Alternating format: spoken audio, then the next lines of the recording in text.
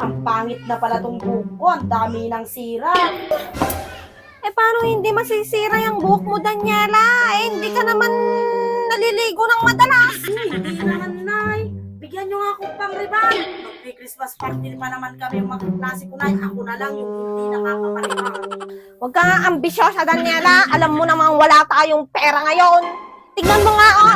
Tingnan mo. Itong yung tira pa natin na ulam, oh. Oh. Wag ulam, hindi to sponsor. Kaya tigil-tigilan mo nga ako, Daniela, no? Huwag kang nakikigaya. Gusto mo kalbuhin na lang kita. Tsaka pwede ka naman makipag-Christmas party nang hindi nakakapag-pareband. Hayaan mo yung mga kaklase mo. Paano kapag nagpareband ka? Sige nga, pag talikod, maganda. O pag harap, ewan na lang, Daniela. Di ba, Nay, meron namang 13-month pay si tatay tsaka bonus. Akanhin nyo yun. Kung yun ang inaano mo, Daniela, wala. Nakalaan na yun sa mga pambayad ng utang. Kaya tigil-tigilan mo nga ako, Daniela, no? Matagal pang kwan. November pa lang. Atat na atat pa. Nay, sige na May alam pa naman ako, naka-sale daw sila, naka-promo pa. Hindi ka talaga titigil. Sige, na, halika. ikaw Ako magre-reband sa'yo. Matagal Nay, ka na kasi. makaratang aldaw, Daniela. Sige. Ay, sige.